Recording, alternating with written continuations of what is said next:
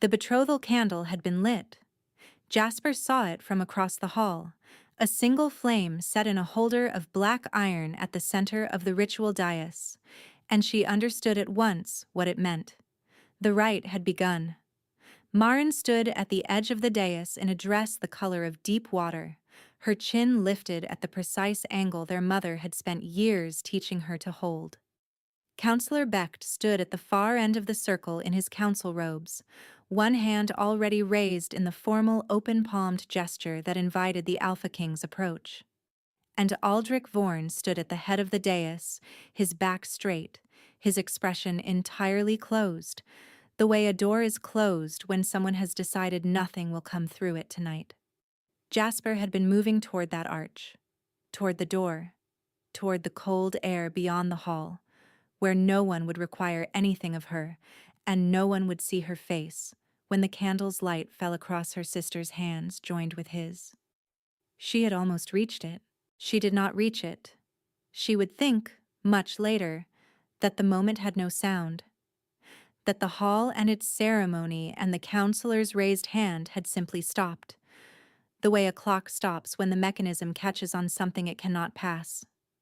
What she knew in that exact instant was that he had looked at her. Not at Maren, not at the candle. At her, standing in her plain gray traveling coat with her satchel strap cutting into her shoulder, and one boot already half past the threshold of the side arch. What she did not know was what his looking meant. She was about to find out. 3 days before that moment, Jasper Ravencrest had arrived at Ironhold as her sister's attendant. That was the exact word Becht's letter had used when it arrived at their family's holding in the South Hills. Attendant. One elder sister, betrothed to the Alpha King under the terms of a treaty Becht had written, and one younger sister to attend her. To carry her cases, to dress her hair, to remain invisible for the duration of the feast and the signing. Maren had not asked Jasper to come. The letter had assumed her presence, the way letters from powerful men tend to assume the compliance of people they have not troubled themselves to address directly. Jasper had come because Maren, for all her political ambition and her practice-tilted chin, was still her sister, and because Jasper had learned, in 3 years of healer's apprenticeship, that the bodies of people under severe pressure tend to find specific and inconvenient ways to object to what is being done to them. She brought her satchel and her knowledge and her silence, and she asked nothing of the journey except that it end before dark. Ironhold was not what she had expected. She had imagined a fortress, all iron and function. What she found was a seat of governance that had grown around its function like a living thing, adding halls and passages and galleries until the original stone was encased in centuries of consequence. The gate guards had checked Maren's letter, passed their eyes across Jasper without pause, and waved them through. A steward had been sent to escort Maren to her assigned chambers. No one had been sent for Jasper. She had found her own way to the attendants' hall on the east side of the complex, chosen the smallest of the 3 unclaimed cots, and set her satchel on the floor beside it. She had eaten in the kitchen passage because the attendants' table in the small hall had already filled by the time she arrived. A cook had pressed a bowl of something hot into her hands and told her she could sit at the far end of the preparation table if she kept clear of the bread station. That had been fine. She had been invisible before. She was practiced at it. The betrothal feast opened on the 3rd evening after their arrival.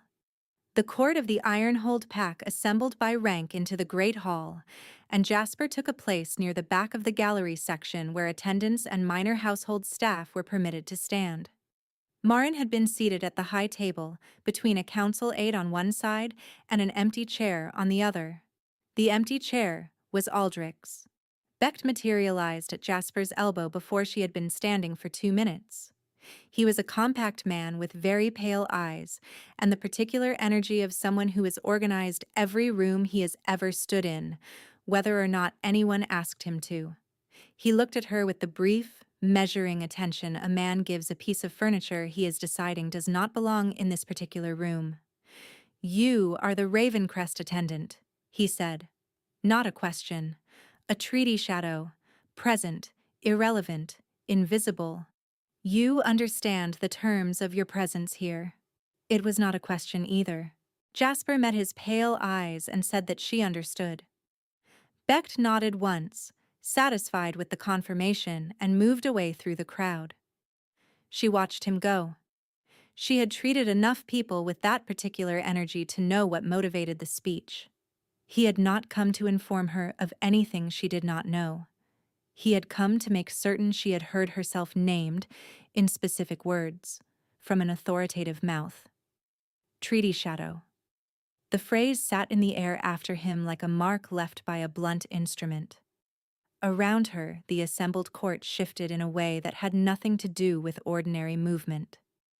The air pressure in the room changed, the way it changes in the moment before a door opens in a confined space. Heads turned without appearing to turn. Conversations did not stop but lost their shape, becoming the verbal equivalent of held breath. Aldrich Vorn entered. He was taller than she had assumed from the accounts. That was the first observation, and it was immediately replaced by a second, which was that height was not the relevant thing. The relevant thing was the quality of attention the room paid him, the unconscious reorganization of every person present around the fact of his presence, the way water reorganizes around a stone set into its center. He moved through the court with the certainty of a man who has never once needed to calculate where the space would be for him. It was always there. He passed the high table without stopping. He passed Marin's chair. He continued moving through the hall, and his eyes moved across the room in the methodical way of a man who has learned to catalog a space before he commits to it. And then his gaze reached the gallery section where Jasper stood in her gray coat with Becht's phrase still in her ears, and it stopped. She did not look away. She did not know why she did not look away. Later, she would tell herself it had been stubbornness, the specific stubbornness of someone who has been told all day not to take up space and finds, in the moment of direct attention, that some older part of her will not oblige. He looked at her for 3 seconds.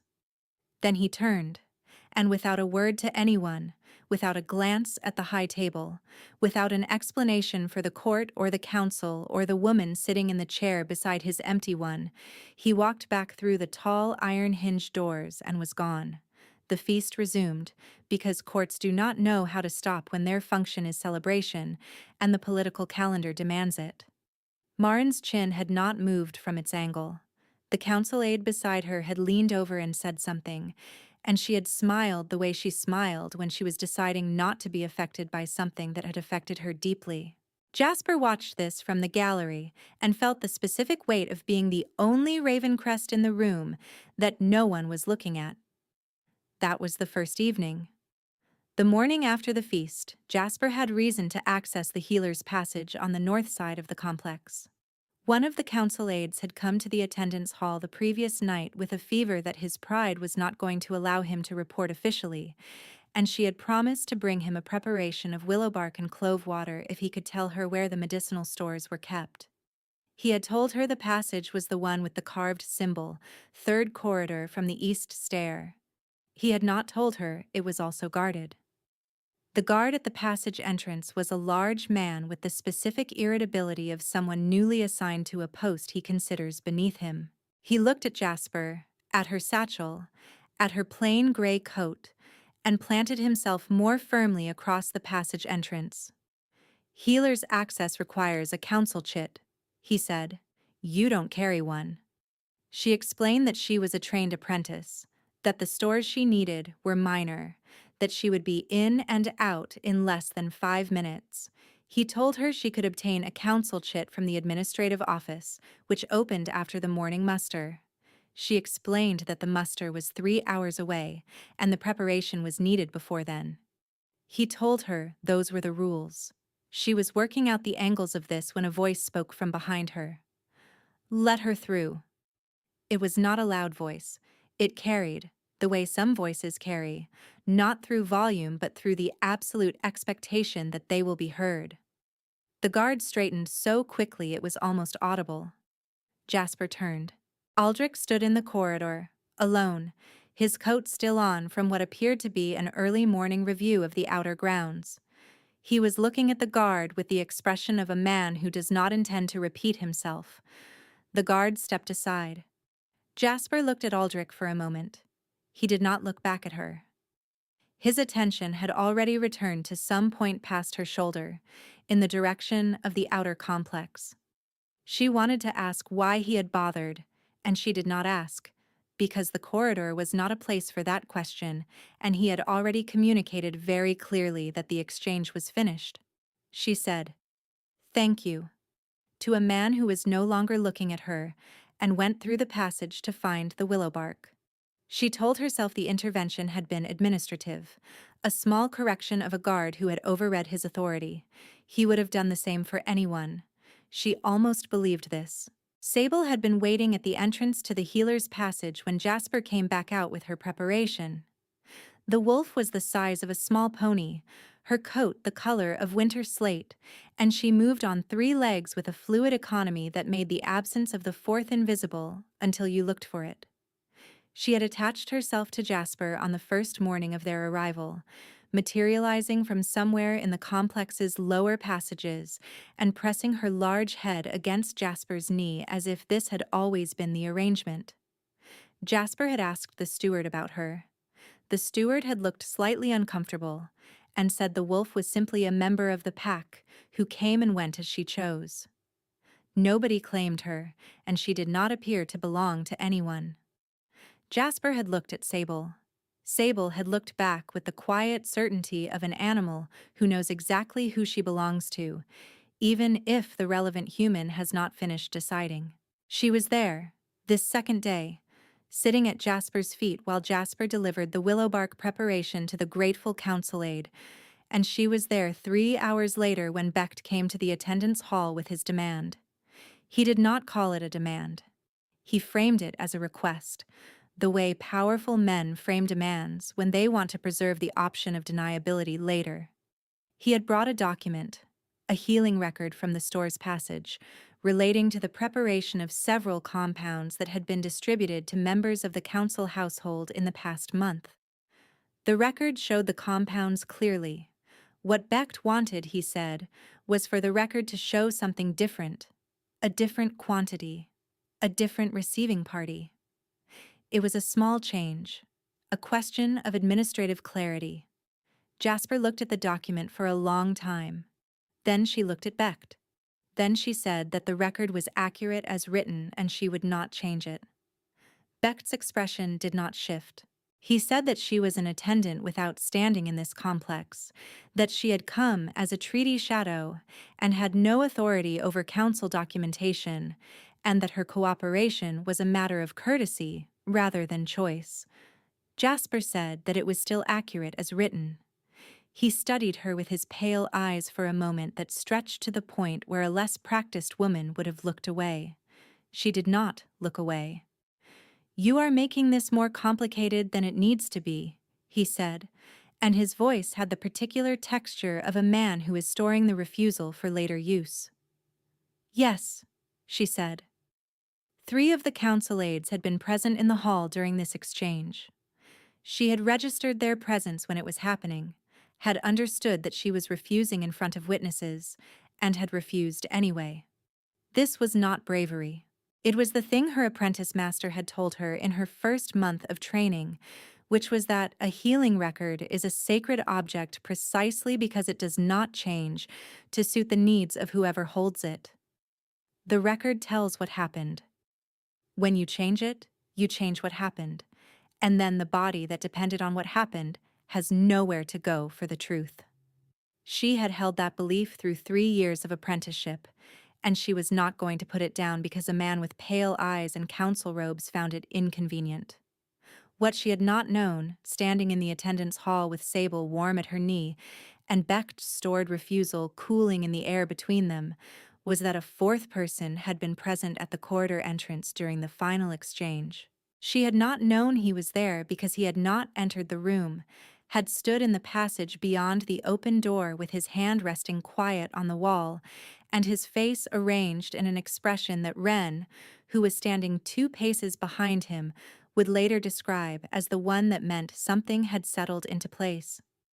That evening, Jasper was crossing the lower corridor between the east wing and the attendant's stair when she heard him behind her. She knew it was him before she turned. There was a quality to the way the corridor changed when he was in it.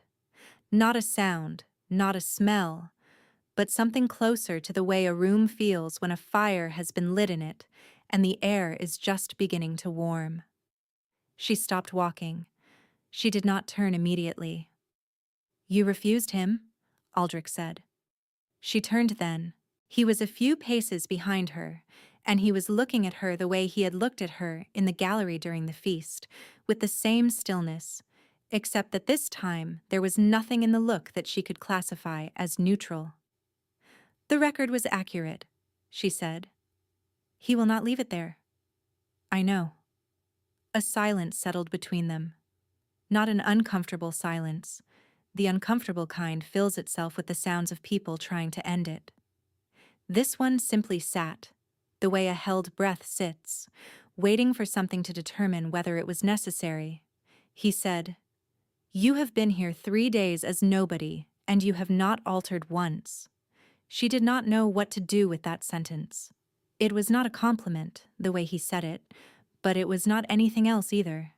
It had the quality of a fact he had not expected to encounter and was still orienting himself around. Then he turned and walked back down the corridor. She stood in the flickering light for a long moment, her satchel strap pressing into her shoulder, Sable's warm weight appearing from the shadow of the stair to press against her leg without being summoned. She told herself he had simply been noting that Becht would retaliate, that the sentence had been a warning, that reading anything further into it was the specific kind of mistake that women made when they were lonely and a powerful man briefly regarded them as human. She told herself this carefully. She believed most of it. The next morning, Wren came to find her before the morning bell had finished.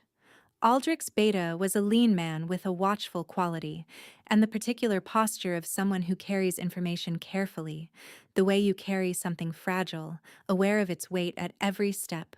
He told her, in the formal language of pack law, that he deployed with the precision of a man who has learned exactly when precision matters, that the Alpha King was permitted by the law of the Ironhold Pack to void any bond or treaty arrangement not yet confirmed by the marking right. He said this without preamble and without explanation of why he was saying it. He said it to Jasper as though she had asked, which she had not. She looked at him. "Is this information I need?" she asked. Wren held her gaze for a moment. "It is information," he said. "What you need is something I cannot determine for you." He left. She stood in the attendant's corridor with the information sitting in her chest like a coal left over from a fire, too small to warm the room, but too warm to put down.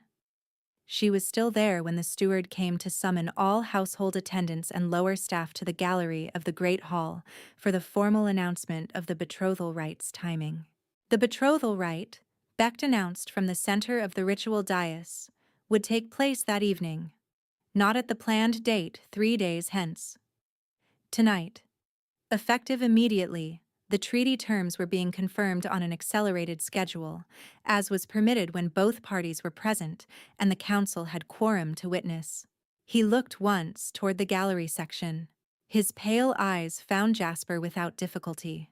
The acceleration of the rite's timing was not an accident, and it was not about efficiency. Jasper had refused his record, and he had decided the simplest response was to make the betrothal permanent before any further complications could arise from her presence. She was a treaty shadow. Once the rite was confirmed and the Alpha King was bound to Maren by political and pack law, there was nothing left for a treaty shadow to do except leave. She saw Maren's gaze find her from the dais' edge, a brief sideways movement, the kind that carries more than its duration suggests. There was something in it, not apology exactly, but the acknowledgement that they both knew what was happening. Maren had not engineered this. Maren had wanted this match for her own reasons, political and personal, and she had not looked at the cost to her younger sister because the cost was so small in the hierarchy's accounting that it did not appear as a line item. The look lasted less than a second, and then Marin's chin returned to its angle and she moved toward the dais. The candle was brought. The black iron holder. The rite was being assembled in real time, because Becht was the kind of man who kept the materials for what he needed close enough to deploy when the moment suited him. Jasper looked at the betrothal candle's single flame and understood that what had been a possibility an hour ago was now a door closing. Not closed yet, but closing, with the particular finality of a door whose hinges know their job. She looked toward the gallery arch. She picked up her satchel from the floor where it had rested against the wall. She did not look at the dais again. She had nearly reached the arch. She had 3 more steps, and then the cold air and the corridor beyond, and then the long passage to the attendant's stair and the cot in the east wing, and the business of deciding what the morning required of her. Behind her, she heard Becht's voice lift into the formal register of the rite's opening words. She heard Marin's answer, clear and steady, because Marin had been rehearsing this answer in one form or another since she was 14 years old. She heard the sound of Aldrich's footsteps on the stone of the dais, and the particular resonance of a man of that weight taking 3 steps forward onto a raised surface, and then his footsteps stopped. The hall went quiet in the specific way that great halls go quiet when the person with the most authority in the room has stopped doing the expected thing. Not a sudden silence. A silence that arrived in layers, the nearest people first, then the middle ranks, then the gallery. By the time it reached the arch where Jasper stood, it was complete. She stopped walking. She did not turn. She stood with one boot past the arch's threshold, the cold air of the corridor touching her left cheek, the warmth of the hall still on her right, and she waited for whatever was happening behind her to be finished so she could continue. His voice came across the hall without being raised. "Jasper." She turned. He was standing at the center of the dais. He had not taken the place beside Marin. He had stopped at the center, at a point equidistant between Marin and the arch where Jasper stood, and he was looking at her. The black iron candle holder was behind him. Becht's raised hand had dropped, and in the dropping it had taken on a quality Jasper had not seen in it before, a quality of a man whose certainty has encountered something it was not built for. Wren stood to the left of the dais. He was not watching Aldrich. He was watching Jasper. And he looked, she would think later, like a man who has been carrying a heavy thing for a long distance and can see the place where he is going to be allowed to set it down. Aldrich stepped off the dais. He crossed the hall floor toward her, and the court moved for him the way it always did, reorganizing itself around the fact of him. But this time, the reorganization had a direction and a destination, and every person in that hall could see it. There was no mistaking where he was walking. There was no alternative reading of his trajectory. He was walking toward the arch where she stood in her gray traveling coat with her healer's satchel over her shoulder and one boot past the threshold into the corridor. He stopped in front of her. He was close enough that she could see the specific quality of his attention, which was not coldness and had never been coldness. She understood this only now. What she had read as coldness was the look of a man who had disciplined himself so thoroughly against impulse that the discipline itself had become his face, and what she was seeing now was what happened when the discipline ran out. His hand came up, and he held it open between them, not reaching for her, offering. She looked at his open hand. She placed her hand in it. The hall did not make a sound. He turned toward the court, toward Becht, toward the ritual dais with its betrothal candle still burning in the iron holder, and he spoke in the full formal register that pack law required for a public act to be witnessed and binding. "The treaty is void," he said. "No mark has been given. No bond has been confirmed.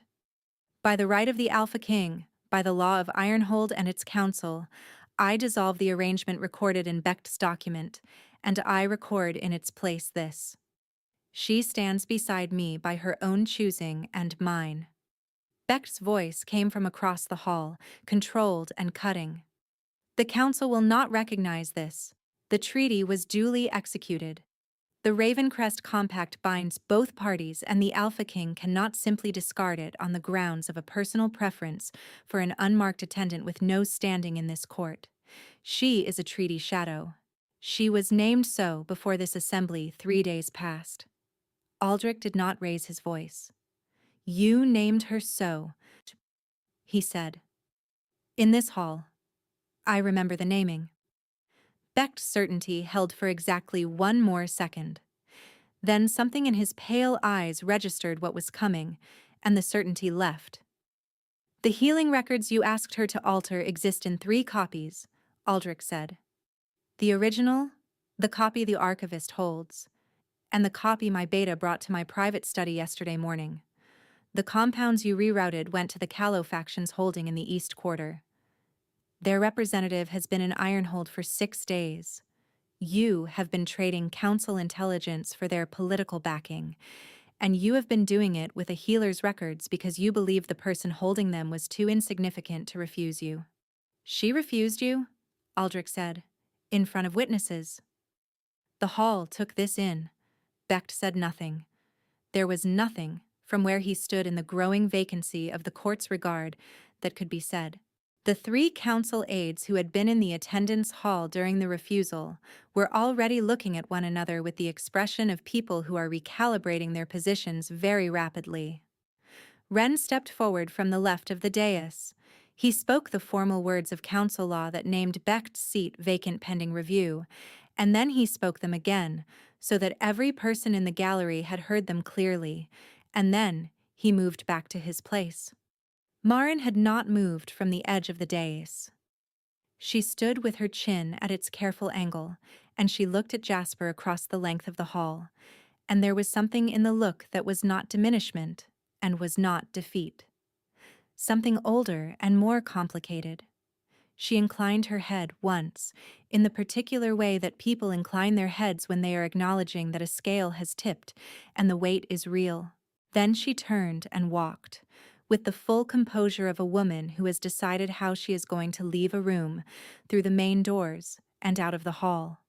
Sable came from the shadow of the gallery stair without hurry, her 3-legged gait soundless on the stone, and she settled at Jasper's side and pressed her head against Jasper's free hand with the simplicity of an animal whose understanding of belonging has never included complication.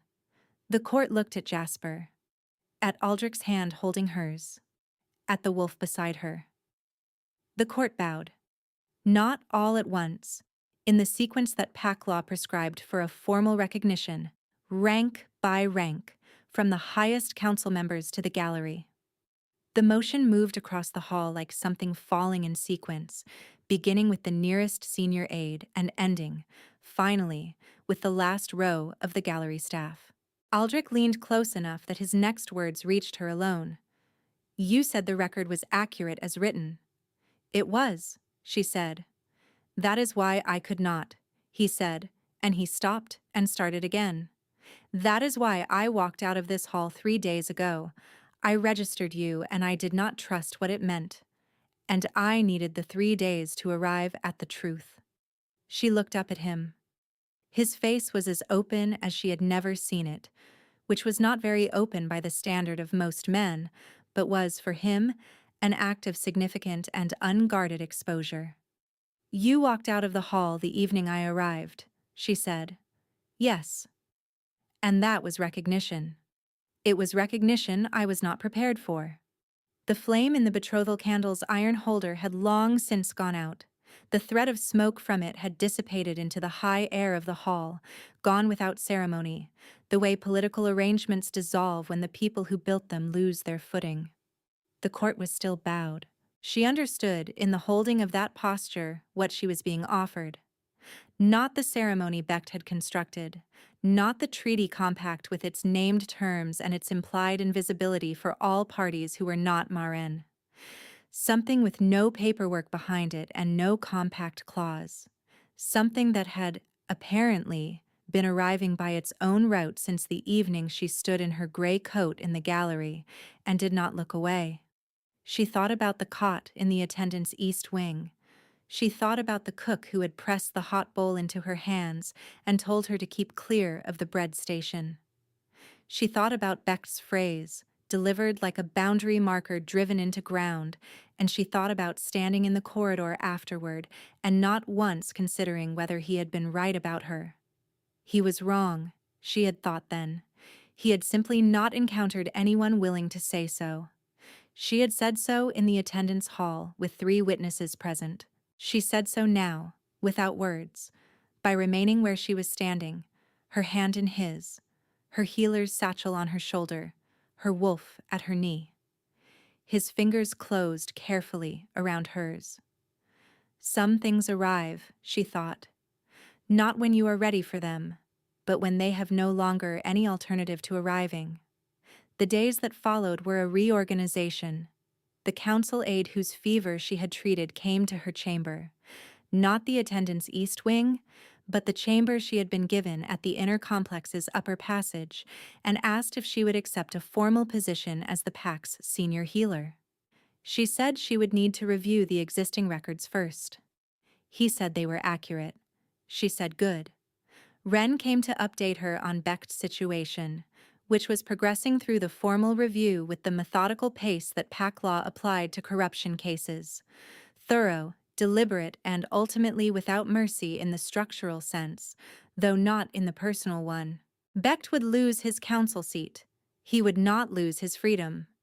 The records Jasper had refused to alter had become, in Wren's careful accounting, the documentary spine of the case. 3 copies, exactly as Aldrich had said. The original, the archivist's, the one Wren had brought to the inner study. She asked Wren why he had told her about the Alpha King's right to void an unconfirmed bond on the morning of the rite. Wren considered this with the expression of a man weighing how much of a truth to offer. Because he was going to walk to that arch regardless, Wren said, and I wanted you to understand what it cost him before he arrived. She held this information for a moment. How long did you know? She asked. He walked out of the feast hall within 2 minutes of your arrival, Wren said. I have served him for 11 years. In 11 years, I have seen him leave a room precisely twice when he did not want to be in it. Every other time, he stayed. He stays because the work requires it and because he believes that authority is expressed through presence. He paused. He could not stay that evening. He registered you from across the hall and he could not stay. He should have stayed, she said. It was Marin's feast. Yes, Wren said. He knows. She thought about her sister, who had left the great hall with her chin at its angle and her composure intact. She thought about the look Marin had sent across the hall before going, which had been a look between 2 people who share the specific history of having been shaped by the same household, the same expectations, the same tilted architecture of what their family required of each daughter. Marin's ambitions were real. The match had mattered to her. Jasper would write to her when the right words arranged themselves.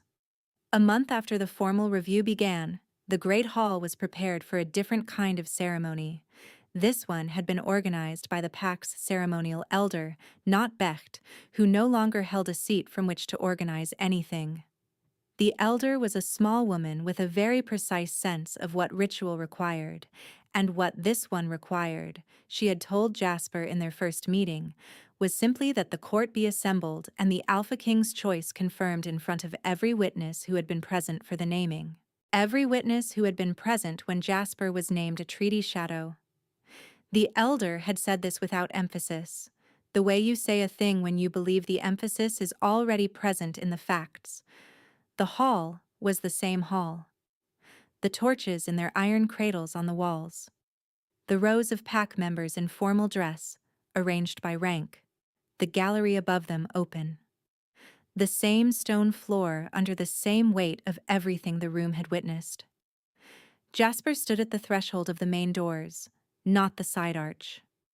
The main doors, which were taller than the arch, and wider and had never been her entrance before. Sable stood at her left side, not waiting, simply present, the way she was always present, with the quiet certainty of a creature who does not calculate the value of her loyalty and has never needed to. Aldrich waited at the dais. He was watching the door. He had been watching the door. She would learn later from Wren, for 6 minutes before the steward opened it. 6 minutes of standing at the head of the dais looking at closed doors, which was, for a man whose authority expressed itself through stillness, a considerable exhibition. The steward opened the doors. The hall saw her. The same court that had heard Becht name her irrelevant, the same gallery that had watched her reach for the arch, the same ranked rows that had seen her standing with a healer's satchel and a borrowed space at the preparation table's far end. They bowed. Rank by rank, the same sequence that pack law prescribed, beginning with the highest council member and ending at the gallery rail. The motion moved across the hall, and this time there was nothing deferential in Jasper's reading of it. No apologetic qualifier, no voice in her chest noting the unlikeliness of it all. She let it land. It was earned, not by the right that was about to confirm it, and not by the man at the far dais, but by the choice she had made in an attendance hall with 3 witnesses and a document that told the truth. She crossed the hall. Sable moved with her, 3-legged and unhurried, her slate coat warm in the torchlight, and she stopped when Jasper stopped at the foot of the dais, and she settled there, patient and complete, as though she had always known this was the place she was going to end up. Aldrich looked at her.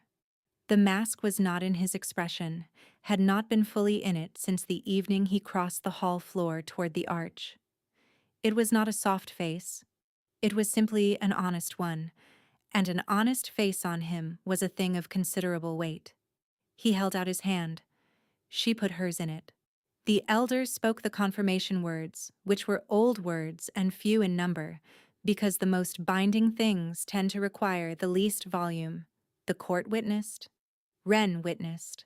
The 3 council aides who had stood in the attendance hall and heard her refuse Becht's demand witnessed it and would carry it in their accounts for the rest of their lives, the story of the woman who would not alter the record and whose refusal became, in the end, the ground on which everything else was built. The hall held its bow. She looked at their joined hands and felt the specific warmth of a thing that has arrived not as rescue, but as recognition, which is a different arrival, slower and more permanent, the kind that does not require you to have been different than you were in order to deserve it. Sable breathed against her ankle, and the hall that had called her a shadow stood with its head bent, waiting as it would continue to wait, as long as she chose to stay in it.